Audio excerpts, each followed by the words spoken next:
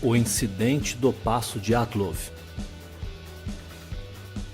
Foi no final de janeiro para o início do mês de fevereiro de 1959 que 9 jovens estudantes e graduados do Instituto Politécnico dos Urais, agora Universidade Técnica de Ekaterimburgo, na casa de 20 anos de idade e um guia de nome Igor. Apesar de jovens, todos eram experientes esquiadores que exploravam os montes Urais na Rússia e tinham como objetivo de chegada a montanha Kolatsyakhl, onde iriam esquiar. Conhecida pelos mansis, os moradores locais, como a Montanha da Morte ou a Montanha dos Mortos, é localizada nos Montes Urais, uma cordilheira de montanhas na Rússia que define a fronteira da Europa com a Ásia. Um integrante do grupo adoeceu e com fortes dores nas articulações foi forçado a voltar. Os 8 esquiadores restantes e o guia, ao todo 9 excursionistas, então resolveram montar acampamento para passarem a noite do dia 1º ao dia 2 de fevereiro aos pés da chamada Montanha da Morte, que estaria a uma distância de 10 quilômetros de onde iriam começar suas atividades com os esquis. Os dias se passaram e simplesmente não retornaram. Desapareceram. E então as buscas começaram. E após semanas de incansáveis buscas, seus corpos começaram a serem encontrados pelas equipes de resgate. Os 5 primeiros cadáveres foram encontrados no final de fevereiro em um declive a cerca de 500 metros de uma das barracas. Já os outros 4 só foram encontrados no mês de maio. Tudo indica que foram obrigados a abandonar as barracas às pressas, deixando as roupas de frio e até mesmo os sapatos para trás. Correram um para cada lado, pois encontravam-se distantes uns dos outros. A barraca maior teria sido rasgada de dentro para fora, mostrando claro sinal de pânico e desespero. A maioria deles estavam parcialmente vestidos e somente com roupas leves.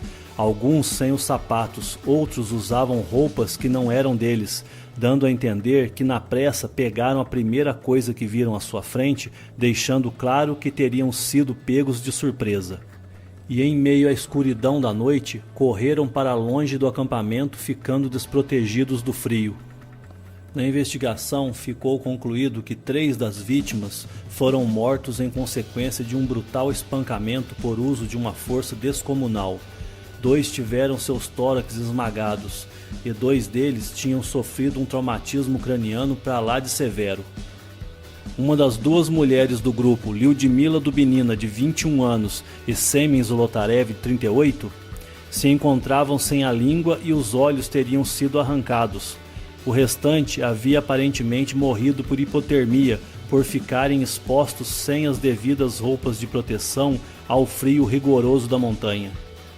Principalmente pelo espaço de tempo de semanas de diferença entre a localização de uns e outros corpos, já que foram sendo encontrados aos poucos, estavam em um estado de conservação muito precário, visto que pareciam ter sido submetidos a uma grande pressão e a altos níveis de radiação. Pois nas roupas com que alguns deles foram encontrados, foi detectado contaminação por radiação 2 vezes mais altas do que o normal.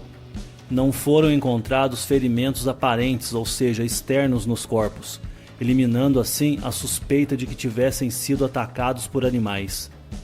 E entre os pertences dos jovens foram encontrados as suas câmeras e diários, que permitiram reconstruí-los. O que houve de tão terrível capaz de gerar tanto medo, a ponto de terem que correr para longe do acampamento na escuridão, deixando tudo para trás, afinal do que estariam fugindo? De início foi levantada a hipótese por alguns investigadores que investigavam o caso Dyatlov de forma independente, que os jovens excursionistas teriam sido mortos pelos Mansi, um grupo étnico que habitava Khanty-Mansiysk, região onde ocorreu o incidente. Apesar de que o acampamento e os corpos dos esquiadores teriam sido encontrados bem longe da área considerada sagrada pelos nativos de Mansiysk. Desde então, foram criadas sobre este misterioso evento absurdas teorias durante anos, sugerindo que teriam sido mortos por uma avalanche, mas no local não havia sinais de avalanche e as barracas estariam intactas no local. Ou atacados por prisioneiros fugitivos de uma penitenciária próxima, mas não havia ocorrido fuga por aqueles dias, que seria o resultado de testes secretos ou mesmo mortos por agentes da KGB, que teriam matado uns aos outros, ou teriam sofrido um ataque realizado por extraterrestres, e até mesmo que teriam sido mortos pelo Pé Grande.